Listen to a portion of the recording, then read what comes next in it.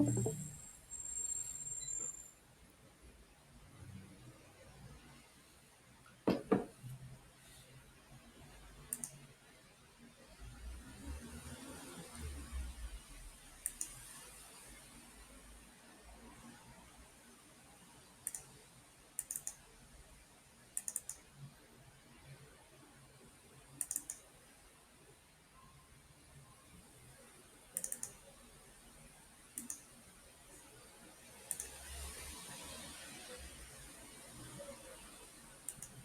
evening, everybody. Can you hear me? Yes. Good evening, sir. Good evening, sir. Good evening. Right. So, Hello. right. So, today we're going to start. I hope you're all well and ready for today's lesson. Today we're going to continue talking about the different types of operating systems. If you remember, up to last lesson, we had basically discussed the basic operations of an operating system. Now, what we're going to look at is first and foremost different types of operating systems and essentially being able to identify the features of our operating system. And then we're going to move on to discussing how operating systems actually work as an interface between applications as well as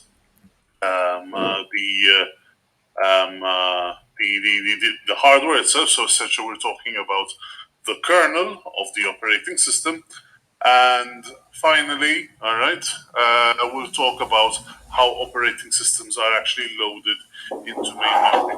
All right. Once we do that, we will then move on to start discussing numerical representation, which is going to be the most practical subject that you are going to be doing here together. All right. So I would suggest that that you get along a pen and paper. All right, in preparation for that portion of the lesson. All right. Let me just make sure that that's the attendance has been taken correctly, and then we'll be able to start. Righto. So, essentially, these here are the different types of operating systems that we're going to be discussing, and we're going to basically identify what makes each type of operating system work in the way they do. Essentially, we're going to say what makes a batch operating system known as a batch operating system, and so on and so forth. All right, and as you're going to be seeing, is that there are a number of different polar opposites, if you will, of operating systems that we're going to be coming across. The first sort of like opposite, shall we say, all right, can be seen between the batch operating system and the interactive operating system. All right, now a batch operating system is one of the oldest types of operating systems that used to exist. Essentially, what a batch operating systems does is that it batches processes together, all right, to be then submitted to a computer, and essentially the computer's job will be able to literally go through the tasks or the processes that are fed onto it. They would complete in their entirety, for the entirety of the application, and then it will produce some form of output. Why is this one of the older types of operating systems? Well, essentially, it is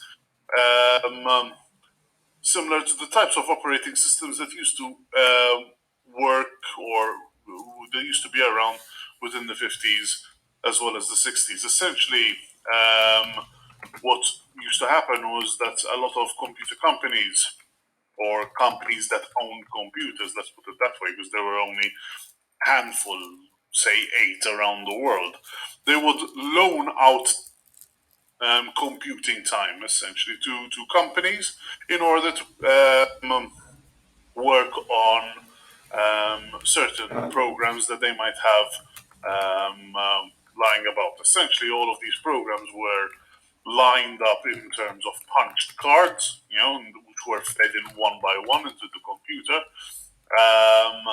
And essentially, they would say, "All right, I would like you to work out the, I don't know, the census data for America, for example, or for the Midwest or something of the sort." And you pass this task onto the computer itself. You'd wait probably over a week or over a weekend, and you would get the result at some point further in the future. Essentially, that's basically how these batch systems actually used to work. So obviously, then depending on the length of time that you actually used up, you would usually pay in that case. So in fact, that was one of the reasons why the director of IBM said that you would only need about 20 computers worldwide, because all he could see or all he could envisage was the idea of using computers in this particular way. All right. Now, as a polar opposite to that, we have what are known as interactive operating systems. As the name implies, an interactive operating system is one where the user can interact directly with the computer and thus the applications. As the name implies, it means that an interactive system is obviously going to be a lot more user friendly than, say, a batch system, for the simple reason that a batch system doesn't actually have a user interface, essentially. All right, an interactive system is one that is going to present some form of interface to the user, and it actually needs to be very responsive in order to be able to present enough feedback to the computer user to tell it that it's actually doing what the user actually wants it to do. If you think about it, any operating system that you might be using, and the operating system that you're currently using today on your computers, is basically an interactive system, right?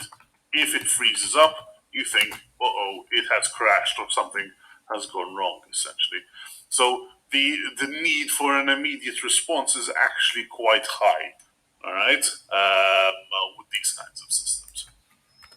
All right, as you're going to be seeing from the descriptions that I'm actually going to be putting forward to you, a number of operating systems could actually fit a number of these different criteria, as we're going to be explaining in the future. No operating system tends to work in isolation under one particular criteria, or it's rarely the case that used to happen. All right. So the second sort of like set that we're going to be talking about is the uni-programming versus the multi-programming system. A uni-programming operating system basically is the type of operating system that only can handle one program at a time. All right. The program would need to run in its entirety before it can actually start off a new program. Okay. So essentially, if we had to get a bit of an example, when we talk about the batch systems that we were talking about earlier, all right, in the previous slide, they were also uni-programming. They only were able to run one application at a time, and they needed to run it in its entirety before they actually produce some form of result. All right. Multi-programming systems, on the other hand, can handle multiple programs at once. Now, it does not mean that they are actually running it at the same time. All right. Over here, a multi-programming system means that you can have a number of applications open at the same time.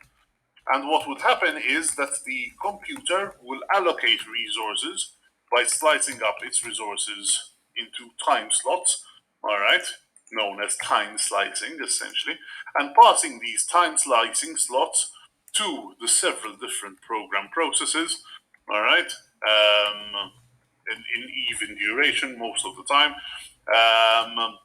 in order for them to be able to execute whatever they needed to execute. Okay. Obviously, having multiple programs sort of being handled at the same time means that obviously your operating system would need to split up the resources accordingly. So you would need to load up the programs in main memory, and therefore your main memory would be divided into the different programs that you're currently running. You would need to, as we said, time slice your CPU in order to be able to execute portions of the application, and so on and so forth. All right. This kind of operating system can give you the illusion, all right, that you're working on multiple applications at the same time. All right. Why is it an illusion? It's an illusion because essentially the computers could be so fast that your applications would seem to be running at the same time on your computer. All right. To give you a better example of what we mean by a multi-programming computer, all right, or a multi-programming operating system, we only need to take a look at the operating systems that used to run on the Pentium series of the computers.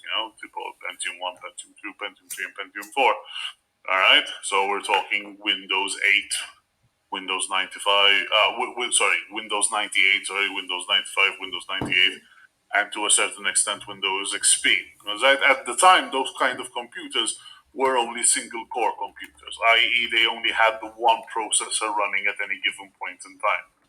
Therefore, if you only have one processor, then technically speaking, your computer can only run one application at any given point in time. Your CPU is only working on one particular process at any given point in time. But you can run multiple or handle multiple applications at the same time. You get what I mean? All right. On the other hand, all right, we have what are known as real-time operating systems. All right. Now these are operating systems which are usually mission-critical operating systems, as in they are online systems, all right, which have transactions which are definitely and utterly not batched. A real-time system requires an output to be processed in a given amount of time. All right, and it's critical that the output is actually given within that given amount of time. If an output is not given, all right, within that given amount of time, even if it is a correct output, then it can be just as bad as if the operating system had produced a bad output or nothing at all. All right, so this is what we mean by these types of operating systems. Obviously, when we're talking about mission critical systems such as the avionics that you might experience on a plane, all right, or radioactive controllers, all right, for nuclear power plants, or patient monitoring systems, for example, in hospitals.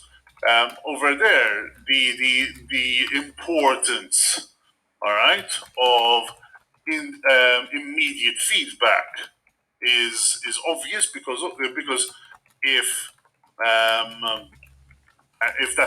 that message doesn't come back immediately, then essentially what you're going to run into is problems. It could actually be a matter of life and death. All right. Real-time operating systems also work in robotics. All right. If you think about humanoid robots, for example, or even power plant robots, all right, which are used in order to build cars, for example. You can imagine that, for example, your conveyor system is actually running at a particular speed, and obviously you would need your robotic systems in order to keep up. All right, if you have a car manufacturing plant which is designed in order to move along, all right, and weld certain portions of a car to another portion of the car, then you would basically want this to happen in a synchronized sort of fashion, and this is where real-time operating systems come into point. Obviously, in order to be able to achieve this, all right, you would need to have a very, very powerful system. As in, the idea here is in order to try to maintain a consistent performance, essentially. All right. One of these mission critical or real time operating systems that was actually used was during the Apollo moon landings. I don't know if you've actually heard of the story, but when Apollo 11 was actually about to land on the moon, all right, there were a number of errors that were actually being thrown up by the computer, all right, as Neil Armstrong was about to land the lunar lander onto the moon. All right, and that was basically because there were certain non-critical tasks that weren't actually being completed within enough time, and hence why those errors were actually flashing up as they were landing. In fact, at the time, there was quite a big amount of dread by NASA at the time because they used to think that if an error was flashing onto the screen, then essentially the mission was going to be aborted. You know, and obviously all of the taxpayers' monies that actually went into the space flight itself was going to go to waste, essentially. But that was one of the first, shall we say, real-time operating systems that actually exist. Hard to think that nowadays even a pocket calculator has more processing power than the computers that were used in order to land man on the moon for the very first time in the 60s. So it's quite weird if you think about it in that way. All right. So yeah, these are ideas for real-time operating systems within avionics. Usually, when it comes to avionics, probably you would actually have different processors which are dedicated to different subsystems within the aircraft itself. All right, or so that all of the information is actually computed separately. Right. All right. Another type of operating system would include the multi-user and the single-user operating system. As the name implies, the difference between one and the other basically revolves around the ability to allow number of users using the system concurrently. If it can only allow one system or one user at a time, then essentially it would be classified as a single user. If it can allow multiple users to use the computer at any given point in time, then it would be classified as a multi-user operating system. Notice, when I say multi-user, I'm not talking about multiple accounts. Okay, multiple accounts of operating systems basically do not necessarily equate to the idea of having multiple users using the same system. So, for example, on a Windows system, you can have different accounts for different people who are going to be using the computer at any given point in time. But that doesn't mean that you can actually have the two people log in onto the same machine using their own accounts at the same time. Probably that's not going to be the case with a Windows system, but it is going to be the case with a Unix-like operating system or a Linux-based operating system. right? Because they actually do have the capability in order to do such a thing, all right? Usually these multi-user operating systems are reserved for server systems, all right? That can actually make use of server equipment, because you obviously would have more resources in order to divvy up against all of the different users who are using the computer at any given point in time. All right. Next, we have the multitasking versus single tasking operating system. This is where basically we come into the difference between, if you remember, the single program or the uni-programming versus multi-programming operating system.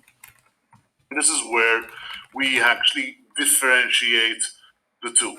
A single tasking operating system is one that can allow one program to run at any given point in time on the system. So essentially, you could have, technically speaking, a multi-programming operating system, which is also single tasking.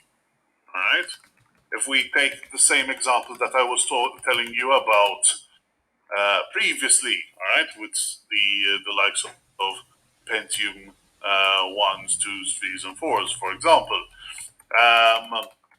those computers were multi-programming computers, but were single-task computers, for the simple reason that they used to run at any given point in time on the CPU one process, but they could handle multiple programs being open, all right, or stored within memory at any given point in time.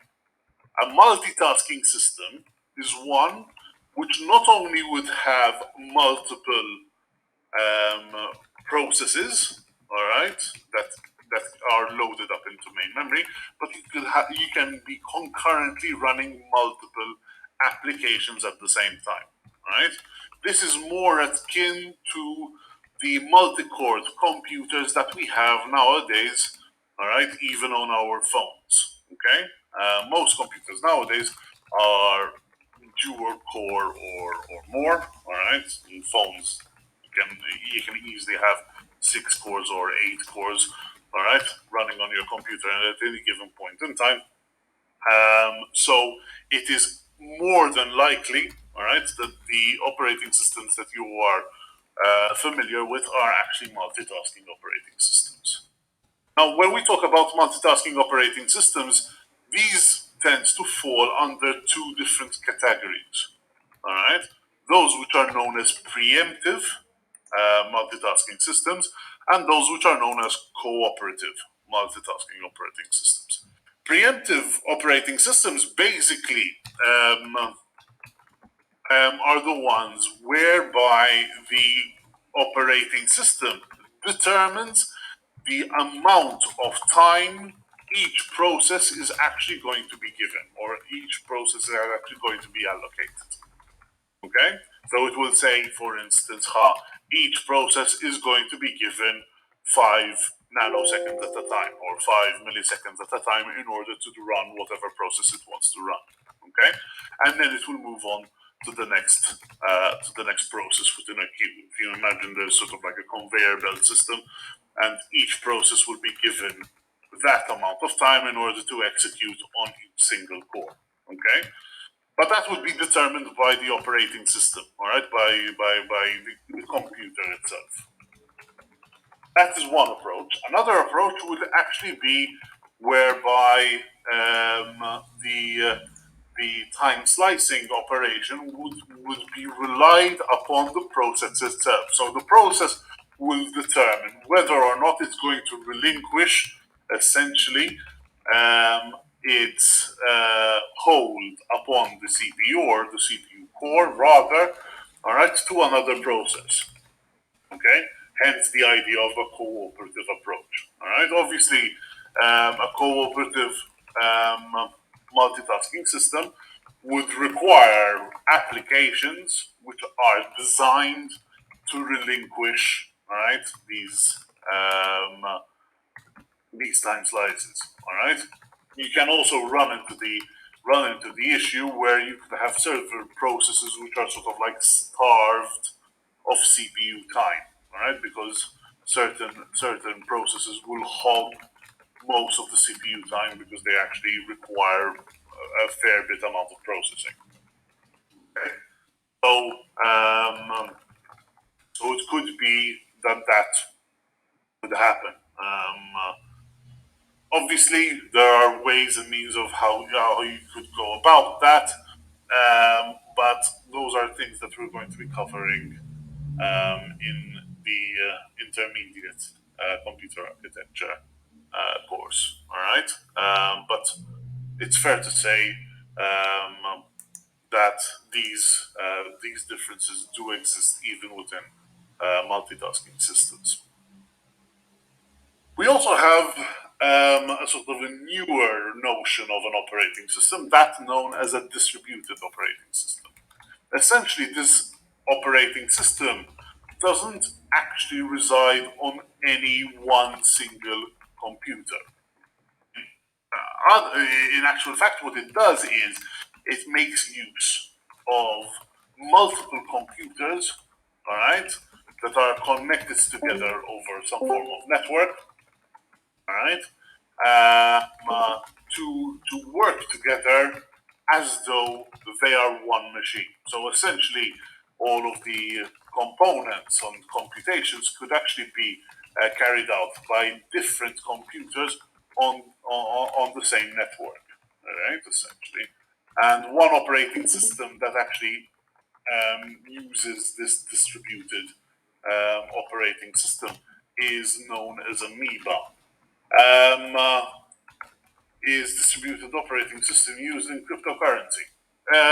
It is not outside of the realm of possibility, especially if you have multiple farms, if you will, with large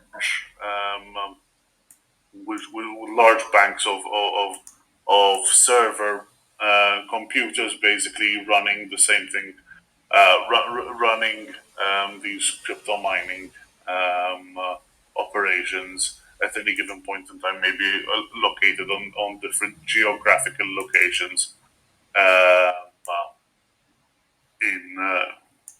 in relation to each other, essentially.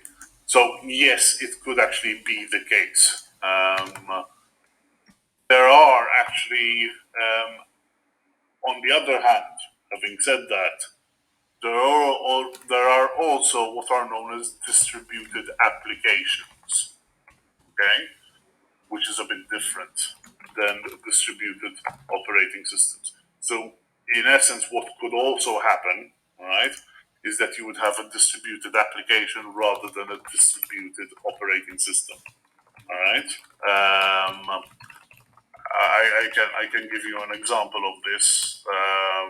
Back in 2008, I don't know if they're actually going. They kept on going or not. But I remember I had actually installed a a special kind of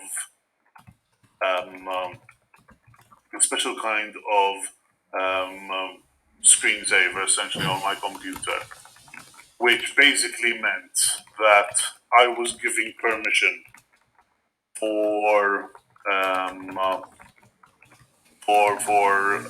particular company which was basically conducting research into cancer research or something of the sort, in order to use my hardware, which was currently idle, hence basically in screensaver mode, in order to perform computations using my hardware and sending obviously data back to their servers. All right, and obviously you could do that over the internet in that case. As I said, it is something interesting. I'm not sure if it's still ongoing. All right, but No, it's not like cloud gaming for the simple reason that cloud gaming basically is you playing a game, but instead of having all of the hardware on your side, so on your computer, you would actually be renting essentially the the hardware that is housed on some server somewhere. And essentially, what's happening when you're doing cloud gaming, you are basically interacting with this server as though it were your own computer. All right. This is more. This is more in order to make use of computer downtime, for other processes, essentially. Okay. So folding at home. Um, Could you explain a little bit more what you mean by that, Gavin, please?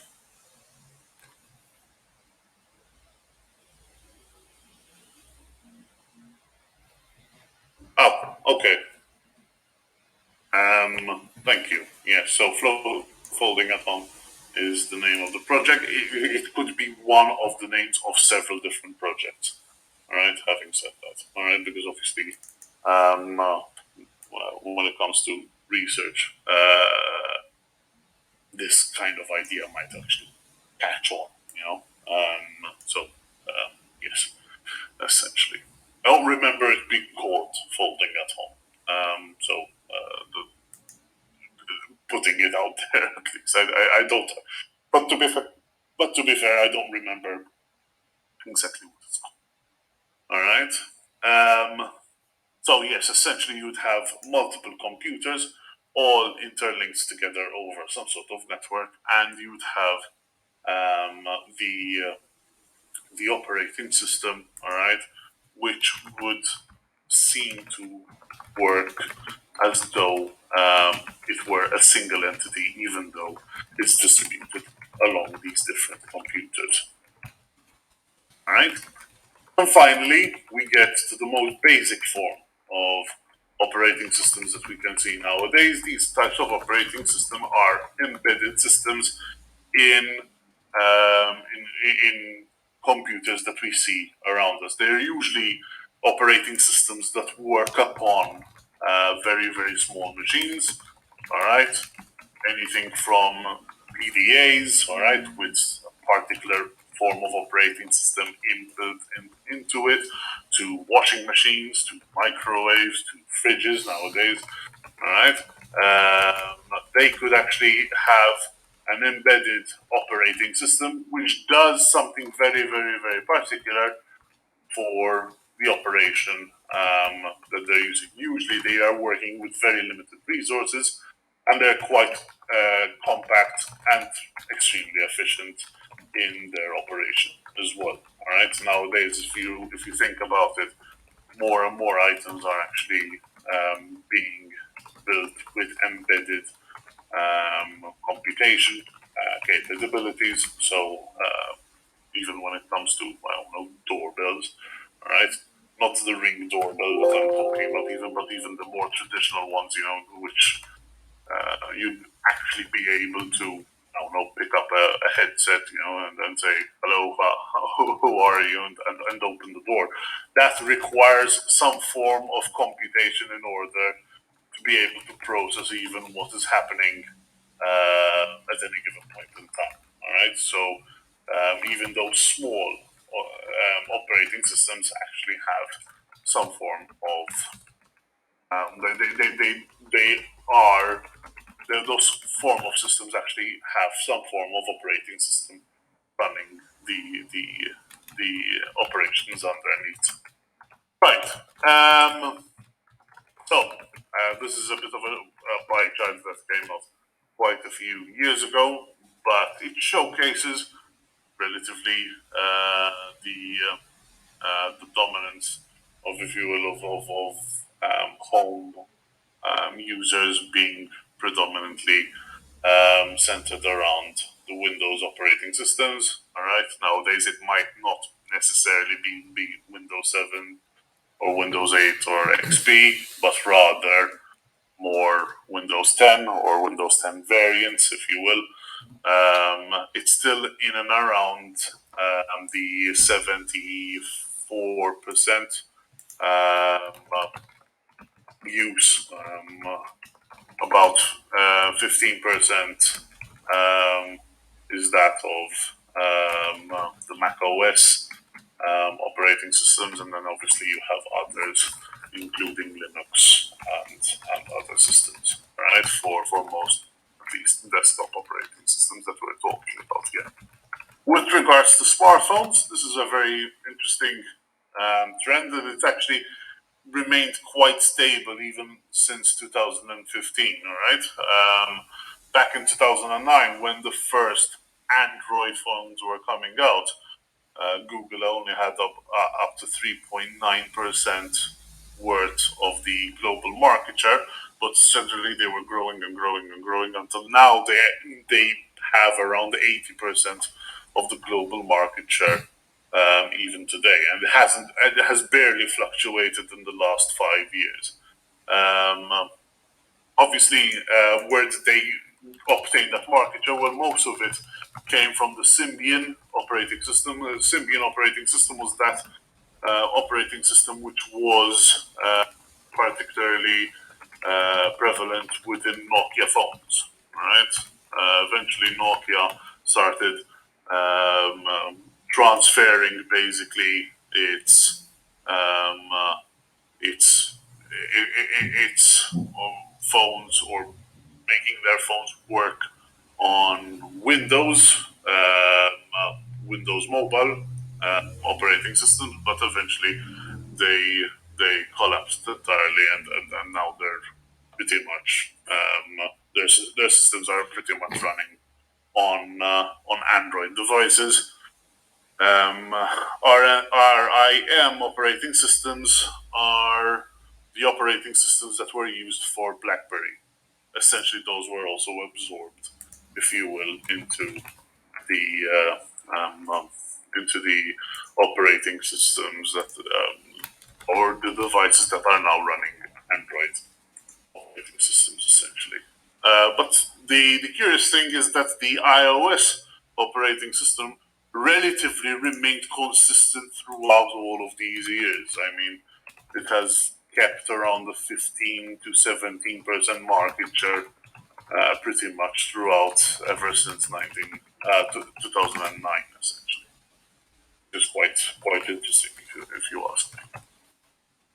Okay, so one of the important things that make up an operating system is what is known as the kernel. A kernel is basically the central component of every operating system. It is basically the bridge, if we will, between the applications, all right, and the hardware, all right. So essentially, if you will, the kernel is what is providing the interface, if you will, between the application and the devices that are plugged in onto your system.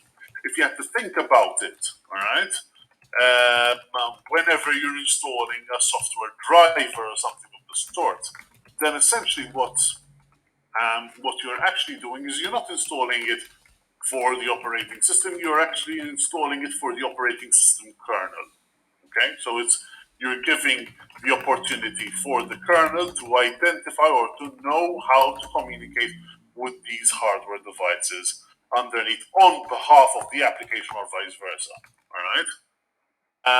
So essentially, a typical kernel would basically provide memory management, process management, as well as I/O management between these devices. All right, obviously depending on the device and the application that we're talking about. So essentially, whenever we're talking about the kernel will always sit in between the applications and the actual devices. All right, like you can see over here. So, having said all of this, how does an operating system know how it needs to run, especially when you press the power button? All right. How does the computer know how to load up your operating system, bearing in mind that different computers can have different operating systems, and you can have multiple operating systems installed on the same machine, technically speaking. So these are possibilities that can actually happen. So how does this actually happen? So essentially, what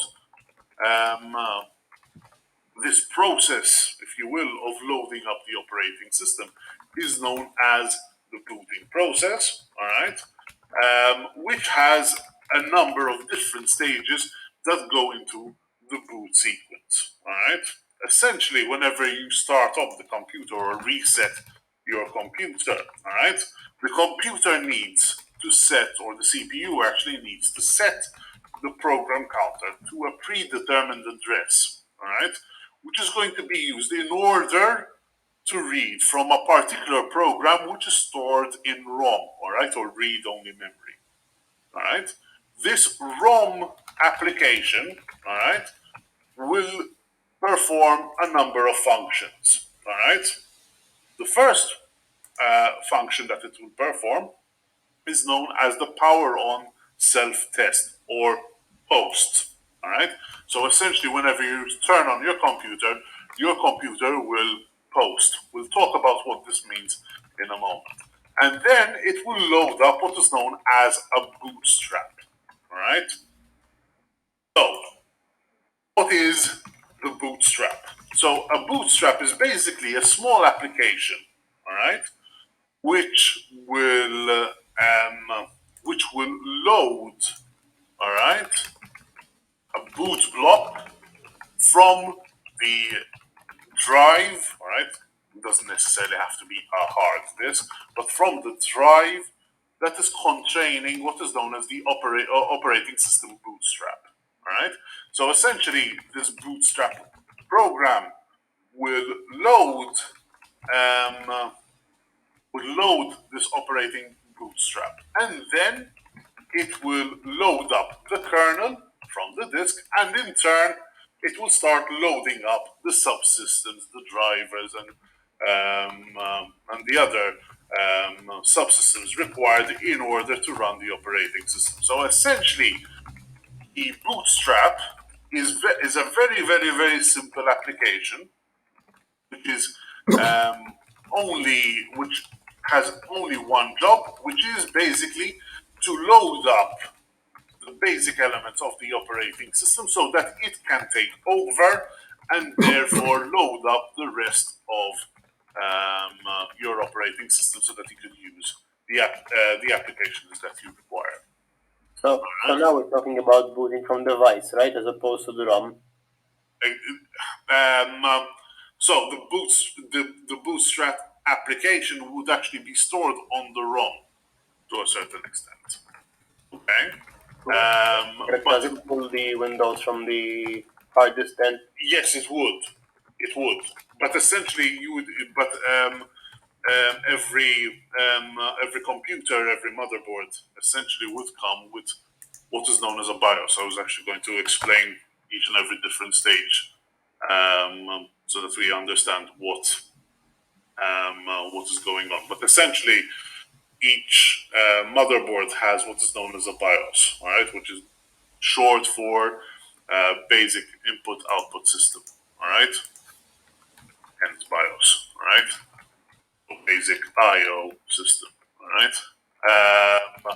So when you are loading up the BIOS, all right, the BIOS is the software, if you will, that is responsible for performing what is known as the post.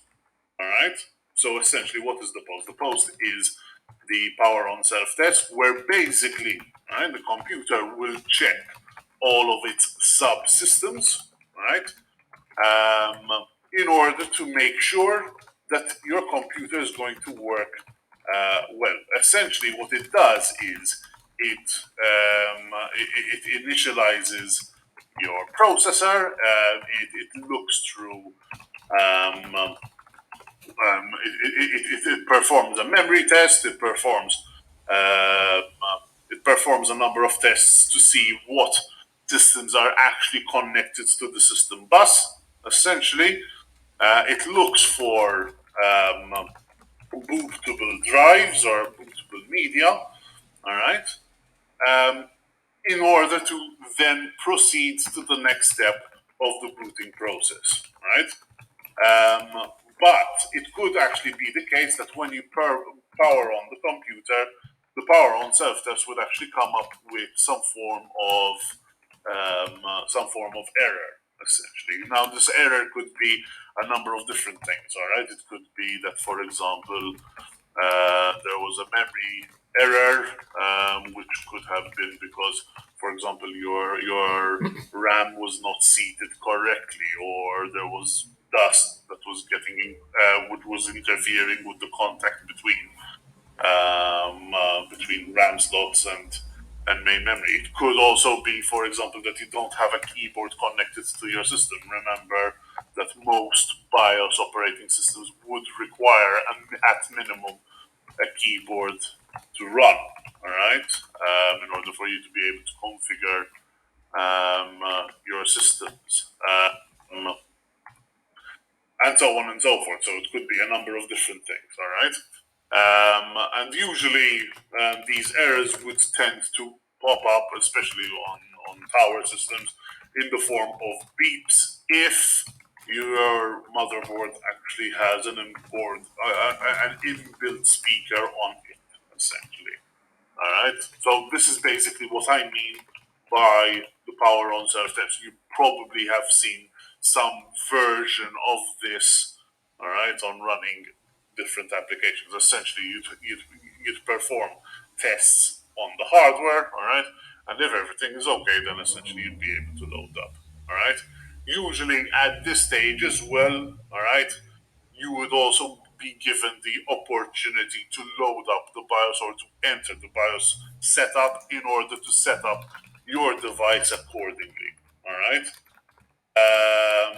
Yes, in the case of the keyboard. Originally, it used to check the PS2 port to see whether or not the keyboard was actually connected. That's back in the day before USB, but nowadays it would also check USB ports as well. So it's not necessarily the PS2 connection. All right, Kenneth. So things have sort of like moved on, obviously, with the times, because not everybody has a PS2 port on their computer. Actually, all laptops don't usually have that PS2 connection. Although, ironically, it's one of the faster communications that you can actually have between your computer and a keyboard, ironically. But They're too fat for modern laptops. nowadays, yes. And I think you Yes, can only find them on the Panasonic industrial books, the modular ones. Yeah, but then- yes, and you can also obviously actually add them on towers. The reason why they're still there on towers is for the simple reason that you actually do have the space for them. But other than that, they're slowly dying out as well. But yes, anyway, it's obviously a piece of technology that is obviously being left behind, essentially. So, yes. So, with this, as I was mentioning, the post operation is actually carried out primarily by the BIOS. So, what is actually going on within the post? As I mentioned, it's actually checking to see whether or not there is anything wrong with the BIOS itself. All right, so it's checking the integrity of the BIOS application itself. All right, through parity checks and stuff like that. It will then verify the workable memory size. All right, discover and initialize all of the components that are connected on the system bus, and it also provides a form of user interface all right, with the basic system. All right. Usually, it will allow you to identify or organize, or maybe even select which devices you're actually going to be loading from or booting from. All right. So you would be able to tell it my primary boot drive is going to be this particular hard disk, or I'm going to primarily boot from the optical drive. For instance, in the past, I remember it was actually one of the preferred methods to boot from an optical drive, so that whenever you put in a disk with a Windows with a Windows copy, it will know that it would need to load up from the disk first and then continue on its way. All right. Obviously, with with these BIOS systems, you could also have sort of like a tiered system. So you'd say you'd first check here, then you'd check here, then you'd check here, in order to try to find bootable media. Right, and essentially, it will traverse that list until it finds the first bootable media before they can actually start off the bootstrap process. All right.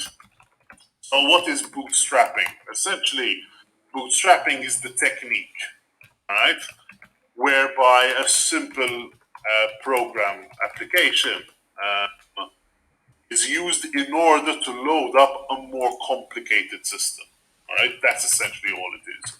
All right, so essentially, the bootstrap itself is a very simple program, all right, that begins the initialization of the operating system, all right, and it basically loads up the main code of the operating system kernel, all right. So what happens is the following. So within your ROM, you'd have your BIOS application, all right, which would be able to have functionality for the host, and then for the Bootstrap loader. The Bootstrap loader will basically look for, or this Bootstrap loader will first and foremost needs to be set to point to a particular medium. All right. It will look for the Bootstrap block. All right, or the small application, if you will, from the disk storage onto your RAM, all right, known as your bootstrap, and then it will be used in order to load your operating system from your hard disk. So essentially, the reason why it's done in this way is because the bootstrap loader essentially is also a very simple application. You don't want to have a very complicated ROM drive. Usually, the ROM the ROM, the actual size of your ROM on your motherboard would be very, very, very, very small, and therefore quite limited in what it can and cannot do. Right? So you wouldn't want to burden it with something which is very complex for the simple reason that at the end of the day, your operating system could be very, very diverse. I mean, I could use the same architecture if I wanted to, and I could load up various different types of operating system. I could have two different versions of Windows operating system, and I can have multiple versions of Unix systems or Linux systems on the same computer. I could also have a Mac build on my computer and so forth. But each and every one of those systems would require a different environment, if you will, in order to run. All right. So therefore, you cannot really assume what is actually going to be needed by each and every operating system. What you do know, all right, however, is that you are going to need to load an operating system, whatever that operating system is. So therefore, the Bootstrap loader does that one job and one job only: load up the Bootstrap, hence the term Bootstrap loader. It will load up this small application, which in turn would load up the operating system kernel and thus set up the operating system environment that you're going to need in order to run that operating system. So it will load up all of the drivers and all of the required subsystems for that operating system to work. All right. So that is essentially the way that this goes. I forgot if it was you, Gary, who actually mentioned the idea of loading up from the hard Yes. disk. Yes. Sorry, yes, thank you. I don't know if this answered your query. It does. All right. Okay. So that is essentially what goes on when you actually turn on the power switch on your computer, essentially. All right.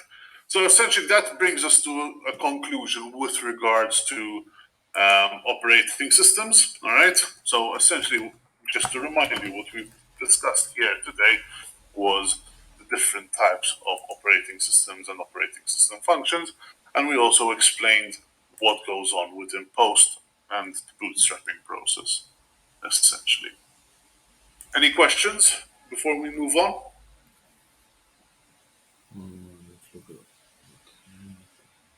I'm okay, thank you. Okay, thank you.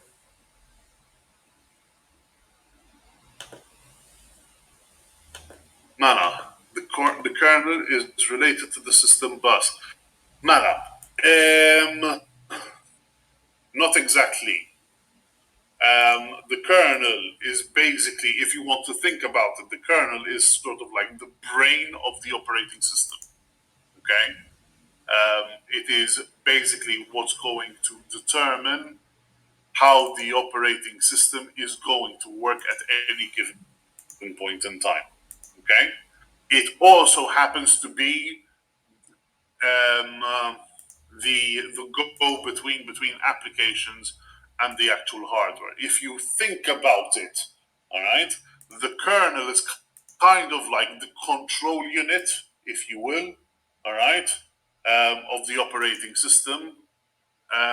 If you had to compare it to a CPU, if you remember, the CPU is made up of three major partitions. It has the control unit, the arithmetic and logical unit, and it has the registers as well as the buses. All right, but the control unit is basically what's going to determine what is going to happen with all of the subsystems via the buses and what is actually going to be processed and etc. etc. etc. That's essentially what the control unit does. So essentially, its job is to control things in terms of the CPU. Now, in a very similar way, the system kernel, all right, or the operating system kernel, is kind of like the control unit of the operating system, all right? That's essentially the best way to probably see it. I don't know if I've answered your question, Jamie. Okay. So essentially, it's always the CPU that's going to be controlling the system bus directly, all right? But the communication between the applications and the system bus, and obviously all of the other subsystems within the computer, is going to happen via the kernel. Okay, that's essentially it. Any other questions, please, before we move on?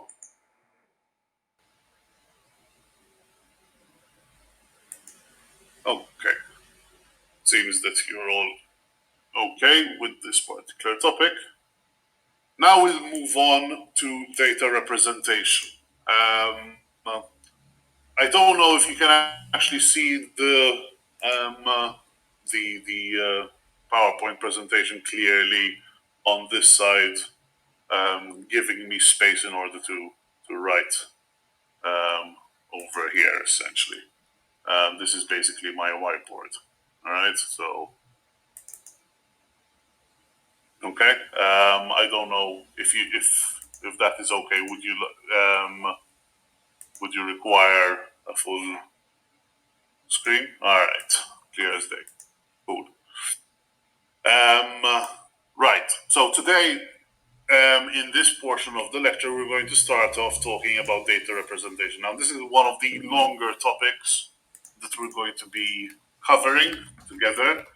All right, and then essentially what we're going to do is we're basically going to try to understand what goes on underneath the hood when we're trying to understand how the ones and zeros are actually perceived by the computer. All right, so essentially, as you know, computers work through the use of a binary system.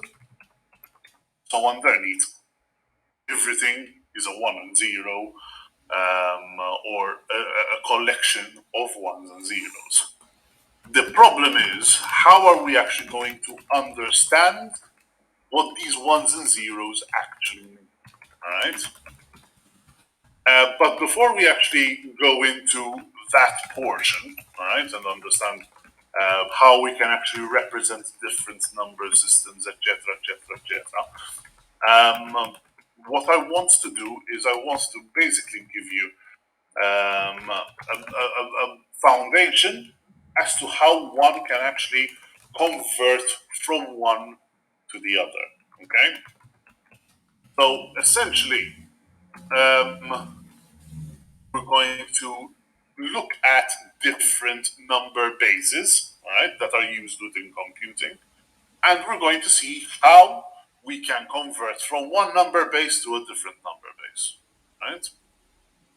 Now, let's start off with something that hopefully all of you are familiar with, all right, which is the decimal numbering system, all right, known as the decimal numbering system for the simple reason that we use 10 digits in order to represent the numbers that we actually have. Why is it a base 10? Can anybody tell me? Why do you think it's a base 10 numbering system?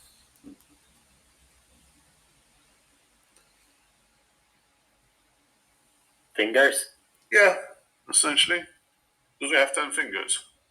Although, having said that, even with 10 fingers, we could, technically speaking, use a base 60 numbering system, as I mentioned, with regards to the Babylonians. If you look at your fingers, essentially your fingers are split up into 3 different sections, right? So essentially, together that gives you 12 different options, and using your other hand, you can actually count up to 5. All right. Therefore, these segments plus times 5 basically gives you the ability to count up to 60 quite easily, which is something that we had mentioned in our very first lecture, if you remember. So, yes, essentially, it's because we have 10 fingers. All right. So, if I actually had to ask you with respect to this number, okay, 2134, all right, what does that number actually mean? Would you agree with me, all right, that the number 2, all right, so the number 2 normally, all right, is smaller than the number 4, all right? And would you also agree with me that the number 3 is greater than the number 1? Usually, yes? Yeah. But in this case, all right, we have 2, 1, 3, 4. Okay?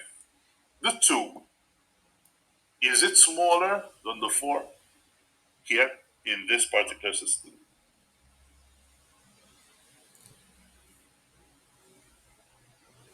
No, because it represents thousands. Exactly. So essentially, over here, what we're talking about, all right, is that at every placeholder, all right, so this placeholder over here represents our thousands.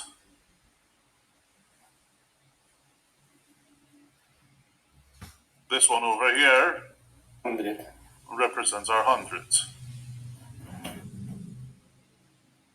This one over here, oops.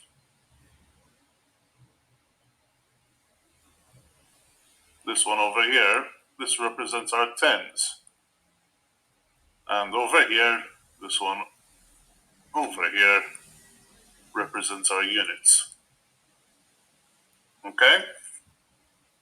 So, having said that, which out of these numbers is the most significant number? The 2. The 2. Why? Because it's the greatest number. Exactly. If I change this number, okay, so if I change this number right here, okay, that's going to have a bigger effect on the overall change of my number than if I had to change any other of my number. So this is my most significant number. Okay? Is this clear so far? In a very similar fashion, this number right here would be my least significant number. Okay? Because essentially, 2139 is not much different than 2130, full stop, because if they were in terms of euros, and that would be a bill that you need to pay. All right, you're not really focused on this number right here. You're predominantly more focused on the first number over here. All right, that's essentially what we're talking about. Okay, now this principle is very, very, very important because it's also going to be true for the other numbering systems that we are going to be looking at in a moment. Okay? Now notice also that with our decimal base system, we have 10 different 10 different symbols that we use in order to represent 10 different values. All right, we have 0, 1, 2, 3, 4, 5, 6, 7, 8, 9. All right, and if you have to count them, they add up to 10. All right, as in not add up each individual digit together. I'm just saying if you had to add up the number of different symbols that we have or that we use. All right. So essentially, all right, we need to take into consideration the weight, all right, that each and every one of these digits represent.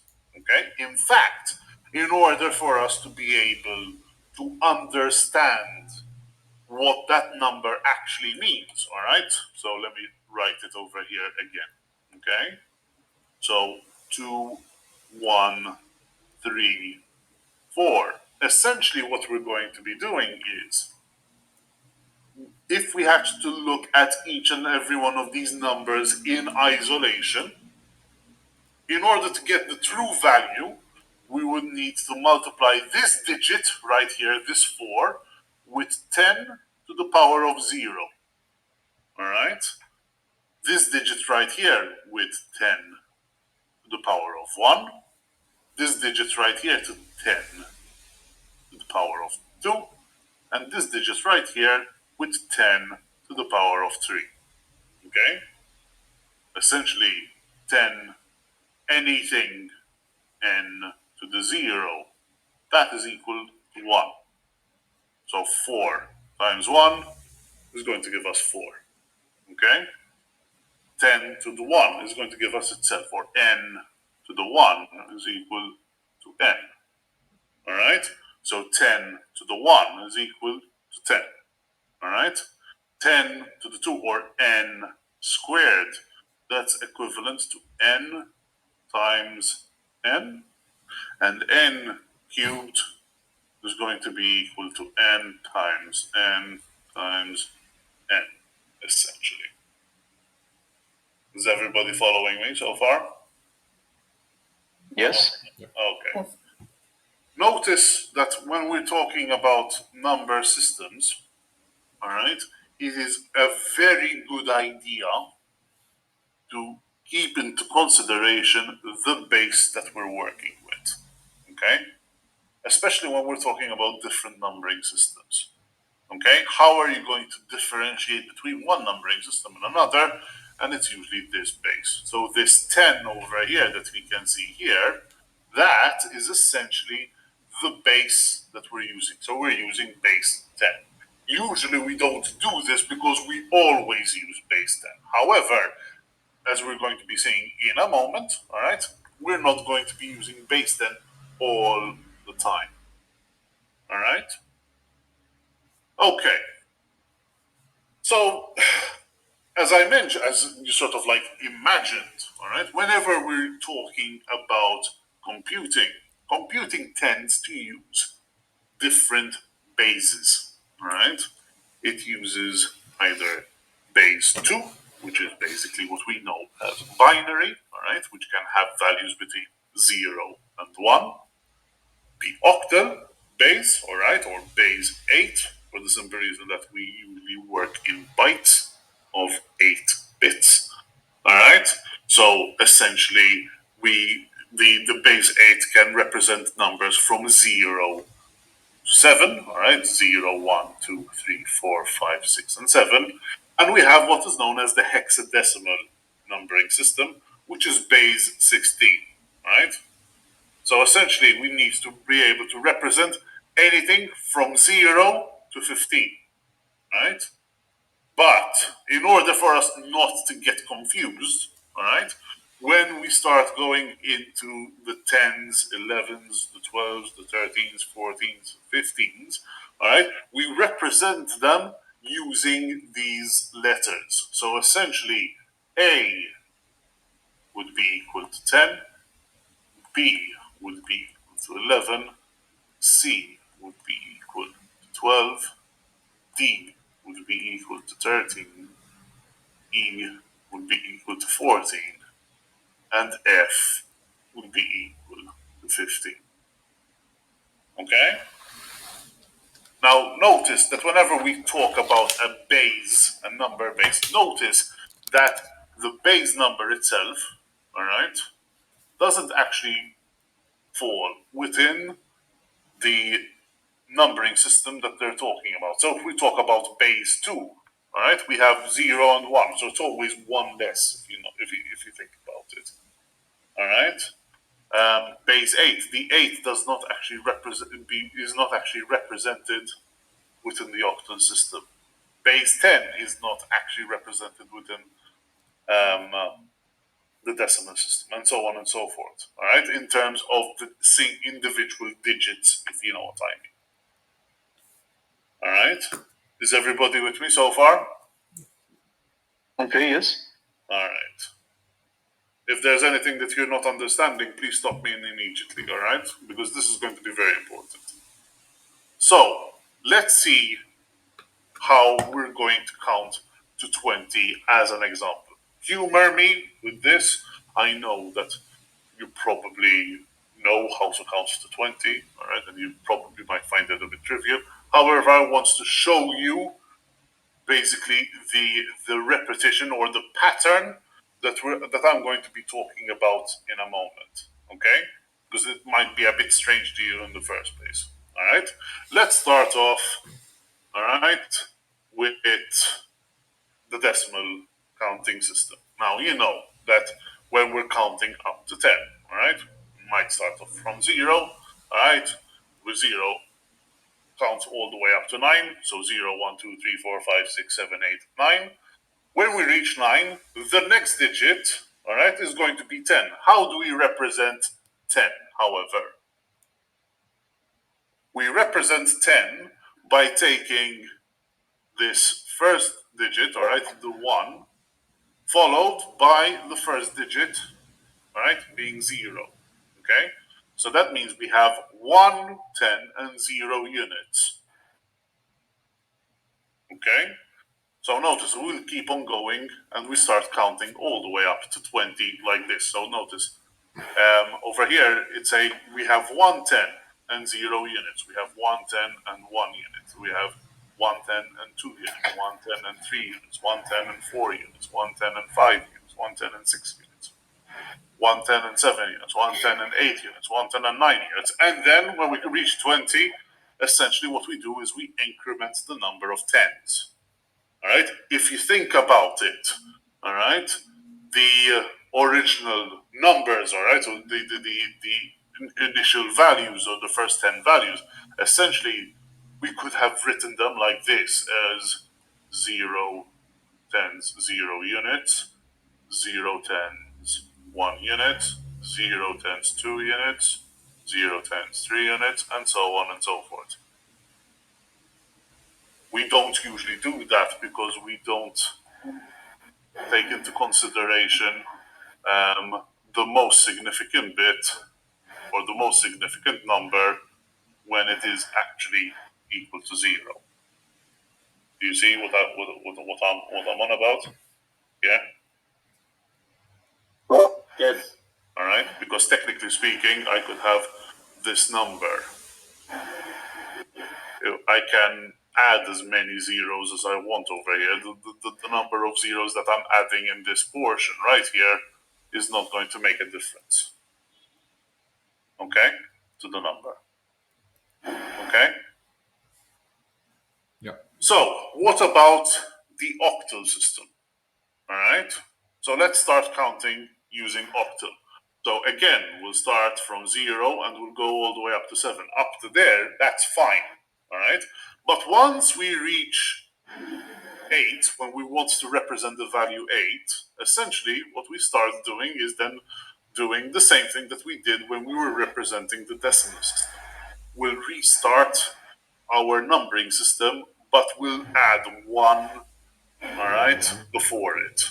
All right? So the next 8 numbers would look like this. So 1, 0, 1, 1, 1, 2, 1, 3, 1, 4, 1, 5, 1, 6, and 1, 7. So 1, 7 in octal is actually 15 in decimal. All right? Notice I'm not calling this 17 because it's not 17. All right? Is this clear? When I then move on to representing the number 16, all right, or multiples of the base, if you will, then I basically increment the most significant number. All right, in that case, from 1 it becomes 2, and I continue. So 2, 0, 2, 1, 2, 2, 2, 3, 2, 4, and so on and so forth. So 2, 4 is essentially 20 in decimal. All right. So what I'm saying here is 20 base 10 is equal to 2, 4 base 8. Okay? Are there any questions? Yeah?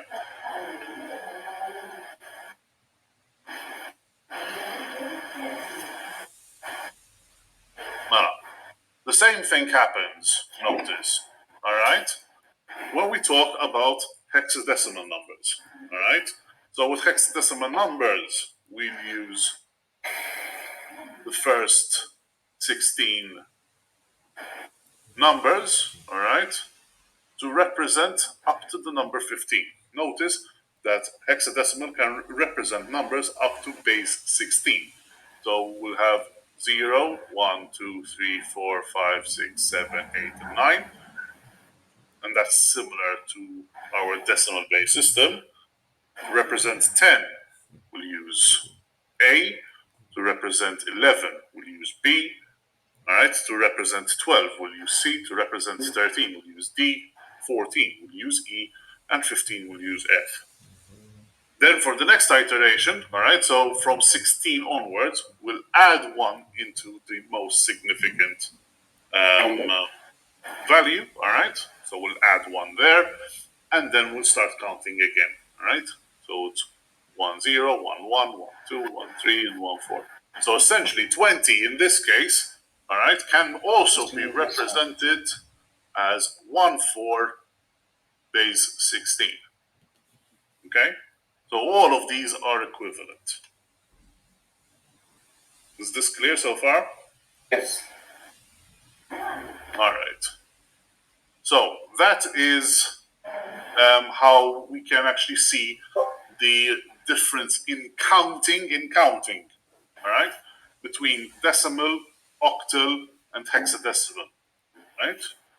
Now, you might be asking, What about binary? Well, I'll show you binary. This is what binary looks like, all right? So notice if I have 0, 0, 0 in all of my bits, then essentially I can represent it as a 0, all right?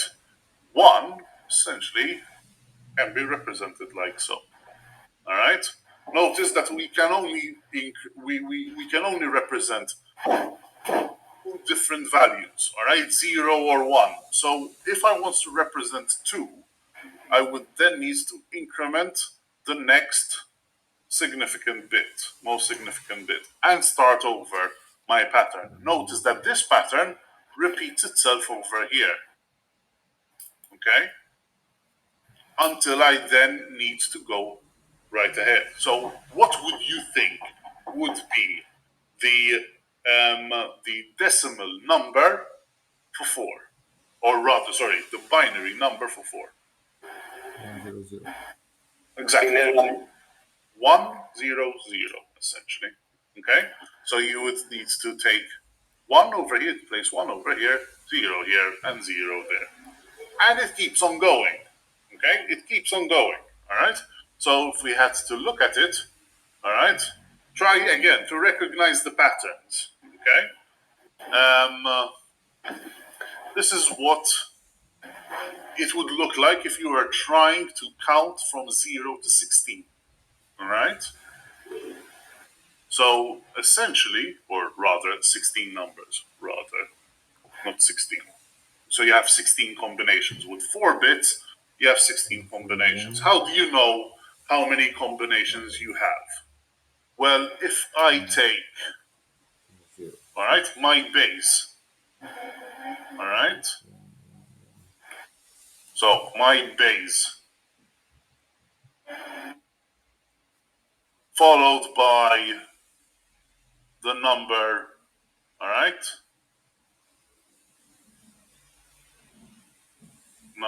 of digits, it's going to give me this entirety. That is going to give me my my expressive range.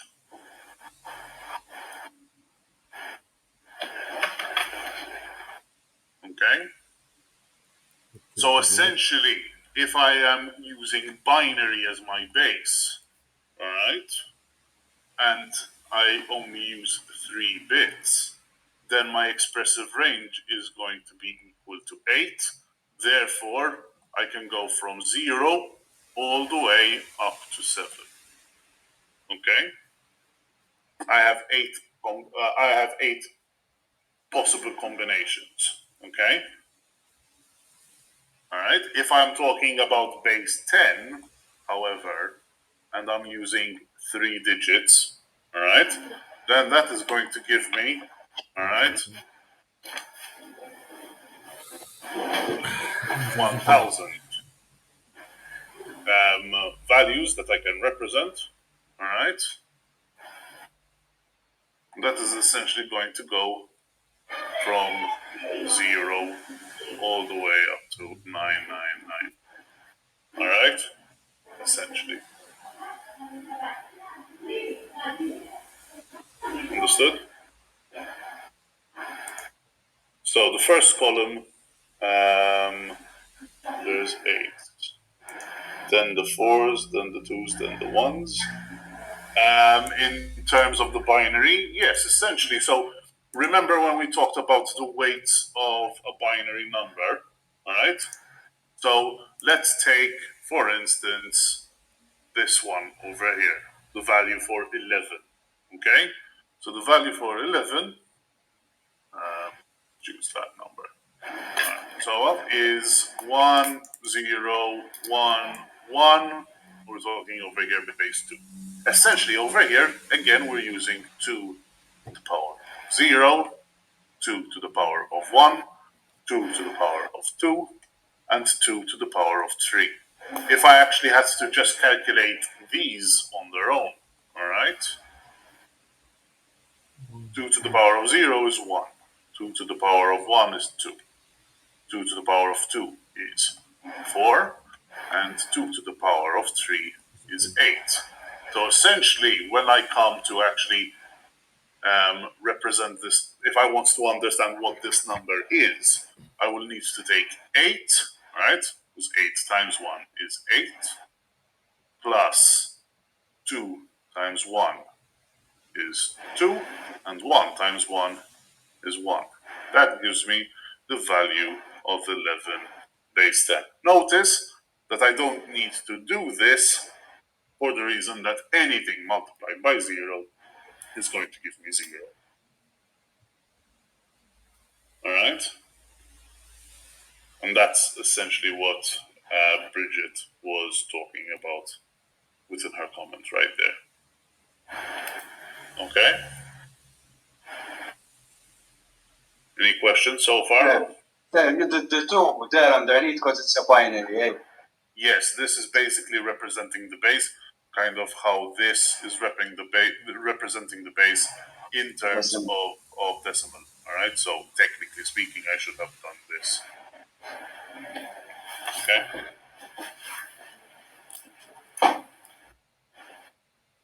It's always a good habit to get into to writing the base. Alright? Especially with this topic. Okay? As you can imagine, this is going to be one of those more favorite topics to be asked within an exam. So, yeah. All right.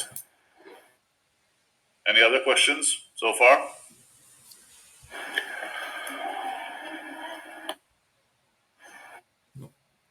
Okay. So, how can we convert from decimal to binary and vice versa? All right, we're going to see how we can convert from decimal to binary. We're going to first look at the division method, and then we're going to be looking at the weights method, and then we're going to be looking at how we can actually move from binary to decimal, all right, using the weights method. All right, we already sort of like alluded to it over here, but I digress, essentially. Okay, so let's start off by looking at conversion from decimal to binary using the division method. Okay, so essentially, the way that you would go about it is through the use of division, however, with remainder. All right, so if we have to take the number 14, all right, and divide it by our base, in this case, since we want to convert it to binary, our base is 2, all right, then 14, rather, 7 goes into, 2 goes into 14 7 times, okay? 2 goes into 14 7 times. Exactly. So no remainder. So remainder 0. Okay? Now, essentially, we still now have this 7 to contend with. So what we do now is we divide the 7 by 2. Alright? Now, if we divide 7 by 2, we would be able to get 2 into 7 3 times, but we would have a remainder of 1. Okay? We'll do the same thing with the number 3. Alright? So we'll divide 3 by 2 again. Alright? 2 will go into 3 once with a remainder of 1, and then we'll divide 1 by 2. Alright? 2 will go into 1 0 times, and which will have a remainder of 1. And we will stop there. Why? Because we have nothing over here to divide anything with. Alright? So once we reach 0, we'll stop. Okay? And what we would do is we would write the number. Alright? This is basically the binary number that we're after. Okay? We write the binary number bottom up, because this number right here would be what is known as the most significant bit, since we're talking about binary. Whereas this 0 over here, that would be our least significant bit. Okay? So therefore, we can say that 14 base 10 is equal to 1110 base 2. Is that clear? Any questions with regards to this method? All right. So if you don't have any questions, what I would like you to try to do now, all right, is to try out these other conversions, all right? 256, all right, to binary, and the number 67 to binary, okay, using the division method. All right, I will give you a couple of minutes for you to be able to do that, all right, so that so that then we can work it out together in class, and then we'll be able to compare results. Okay? 118,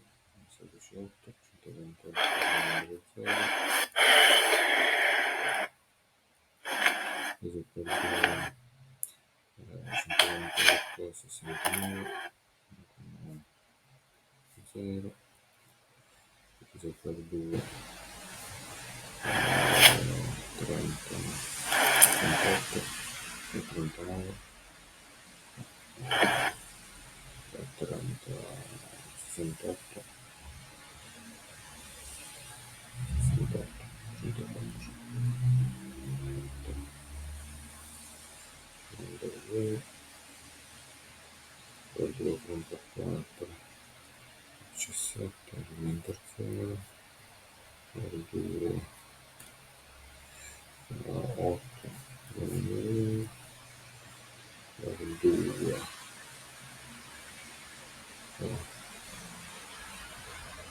4, il terzo,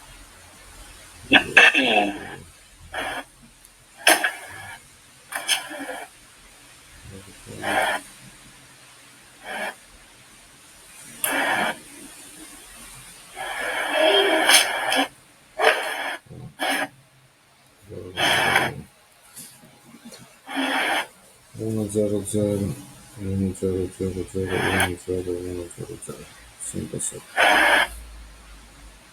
1, 0,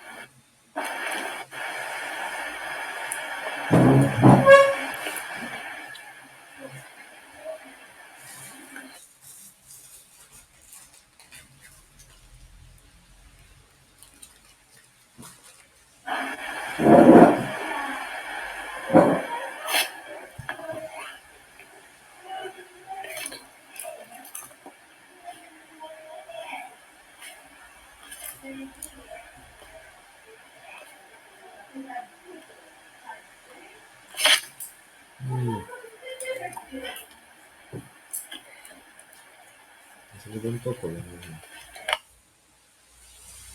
もうご飯。Lo faccio.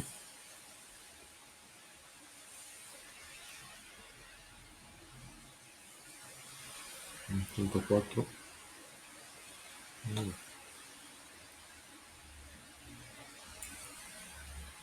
32. 32 fa 16.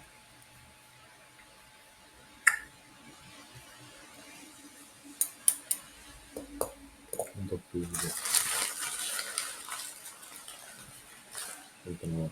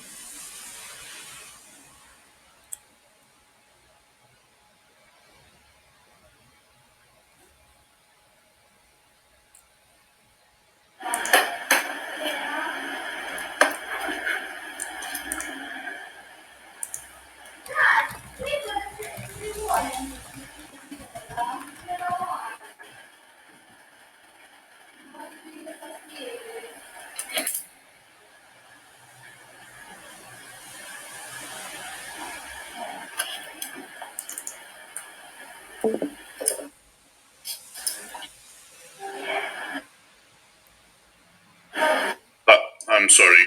I didn't realize that I was muted.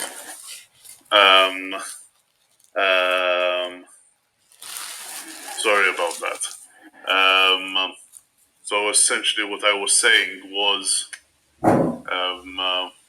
how 25 divided by 2 is 1 to 8. 1 to 8 divided by 2 is 64, and so on and so forth. Alright, sorry about that. I forgot that I muted myself. I was starting to worry there for a bit. I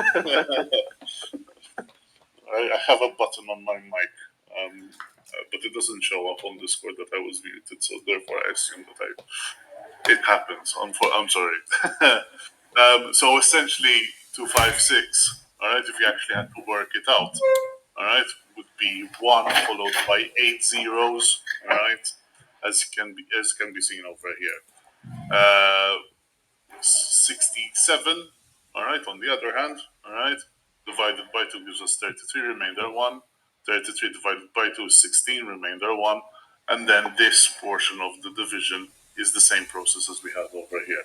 Mala, to answer your question again, Glenn, all right, because I had answered it, obviously without knowing that my mic was off. was that yes, within an exam, you might be asked to use a specific method, all right, if the question specifically asks you to do so, all right. However, if you're not given that particular, you're not asked to use a particular method, then you can use whatever method you want. The important thing, however, is that you always show your working.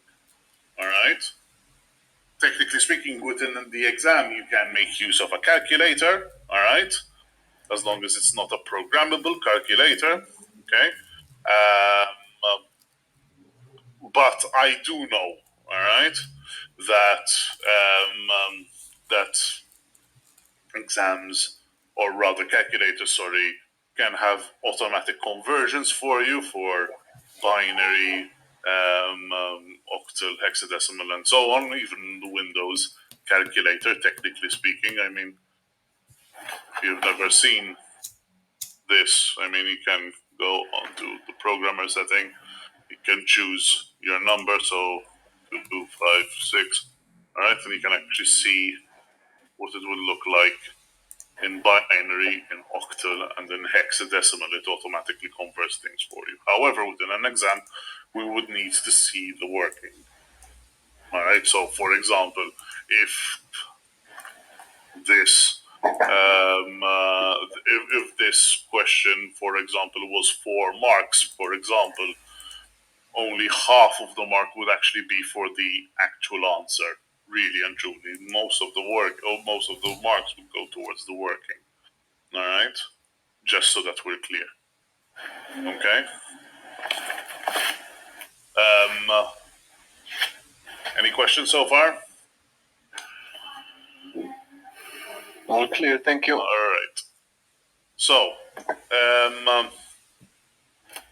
so how do we convert again from binary to decimal? Essentially, we do the method of weights that we had seen over here. So over here we have the number 101. All right. Again, above 101, essentially what we do is we write the weights for each digit. All right, starting from 2 to the power of 0 with the least significant bit. Notice we always start with the least significant and work our way to our most significant. All right. It's always a good idea to use this sort of like step. All right, 2 to the power of 0, 2 to the power of 1, 2 to the power of 2, 2 to the power of 3, and so on and so forth. Kind of like how I did over here. Okay.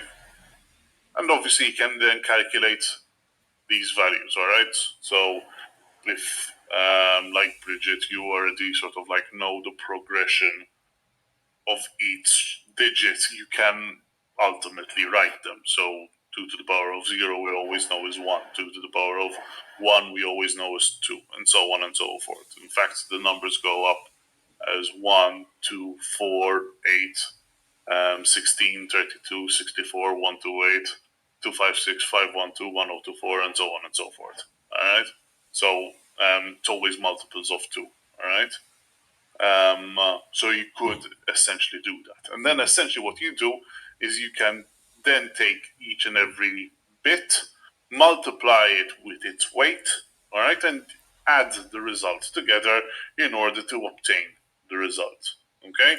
With practice, as you're going to be seeing, you wouldn't need to write the bits or the terms that have a 0, because obviously anything multiplied with 0 will always give us 0. All right?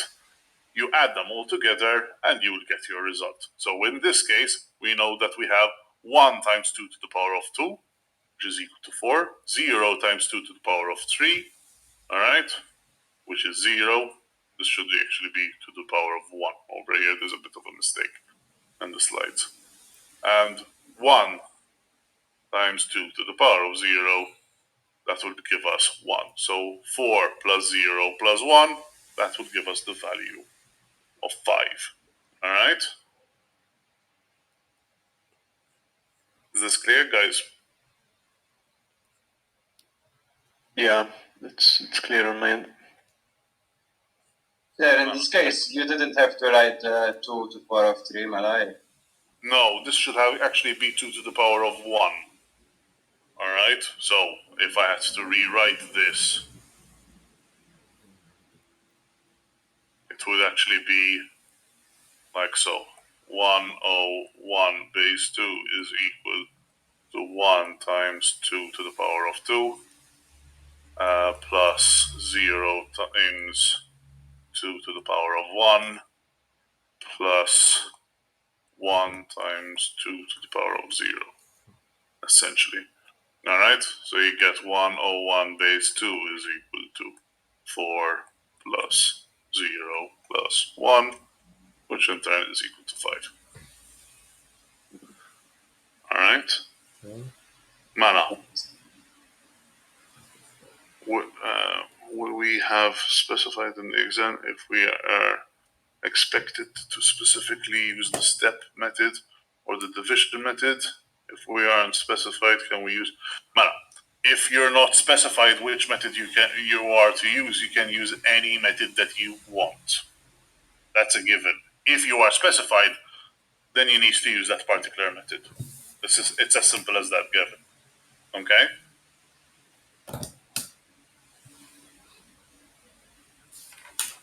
Obviously, that means that you need to read the question carefully. Unfortunately, a lot of students tend to, how shall I put this, assume what is on the exam paper, if you know what I mean.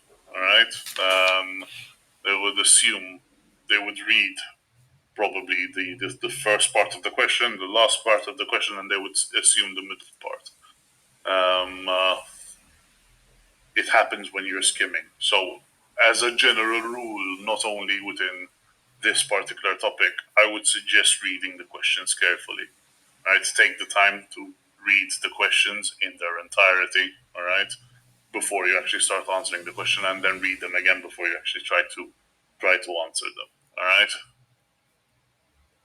Okay, so given this particular method, what I would like you to try to do now is convert these numbers. Again, using the method that we've just seen. Okay?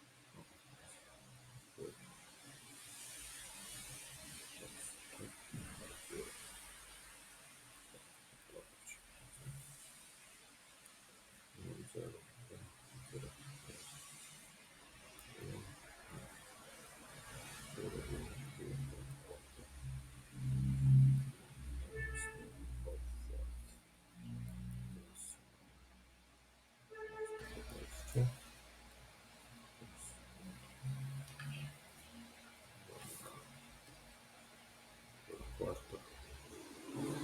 16.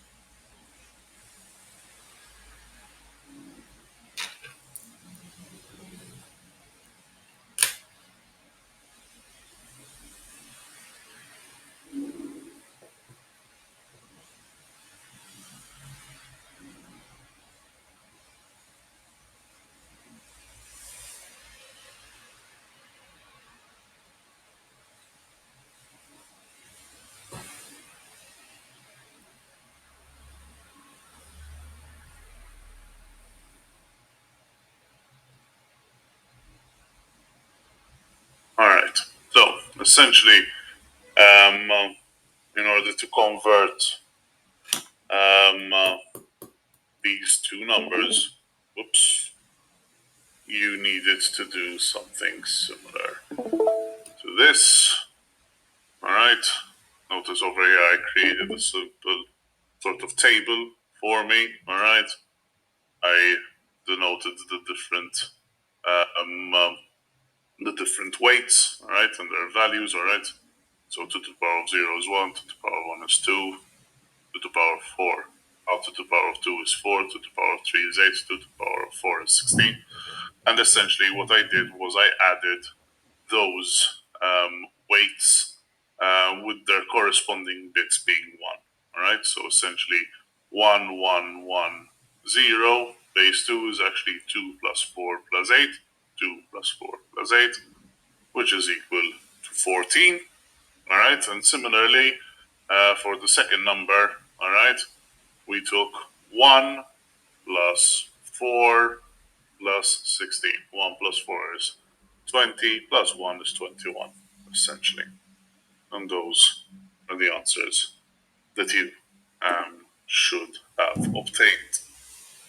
Any questions so far?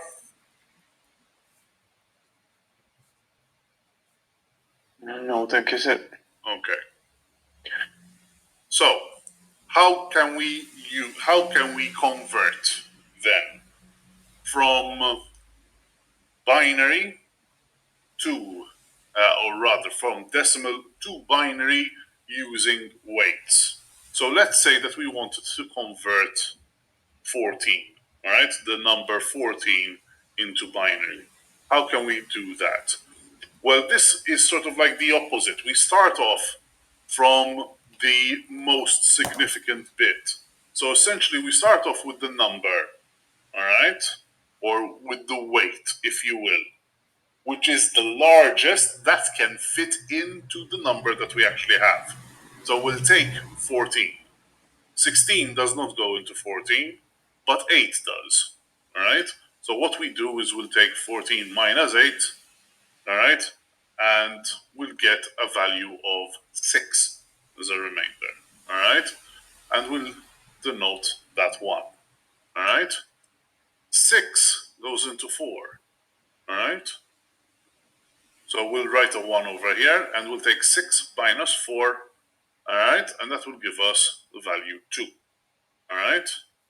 2 minus 2 goes in once, so we'll put 1 over here, and then we'll write out the remainder with zeros. Okay, so essentially, this is basically the option. So we start from the most significant. All right. Essentially, we'll find the first number that will actually fit in the number that we actually are trying to convert. In this case, 8 is the first number that goes into 14. So 14 minus 8 would give us 6 left. All right. 6 into the remainder over here. All right. 4 goes into 6. So we get 6 minus 4 gives us 2. All right. So we'll write 1 over there. And then we'll have 2 minus 2 will give us 0 left. Then the last space that we have over here is a 0, essentially. And we'll get the same number as we saw over here. Okay? So, final task for today. All right. Let's see rather another example. Let's say the number 35, all right? And we want to convert it into binary. So the first number that will go into 35 is the number 32, right?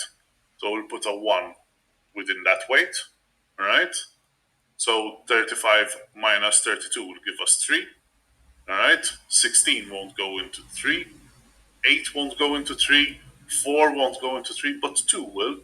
2 will go into 3, but will give us 1, and 1 will go into 1, which will give us 0. So therefore, the number 35 will be represented by the binary number of 100011.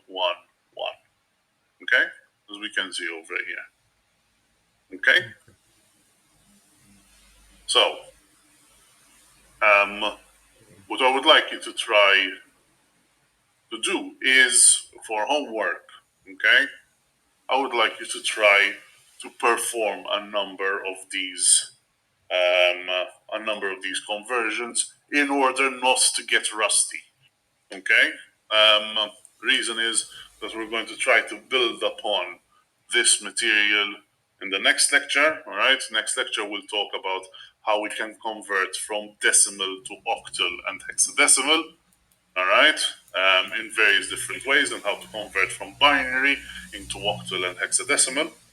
And then eventually we'll start moving on to number representations and how we can actually represent different types of numbers using binary. All right, so we're going to be talking about positive and negative numbers, or rather positive and negative integers at first, using different methods. And then we're going to be talking about, for example, numbers with a decimal point, so floating point numbers, and eventually we're going to be looking, rather, we start off with fractions and then we'll look at floating point numbers. Okay? So that is essentially what we're going to be doing in the coming weeks, essentially. All right, but for the time being, all right, as homework, I know there isn't a particular worksheet of something. Let me just, as far as I'm aware, there isn't an actual worksheet that you can work out in its entirety as of yet. Let me just double check.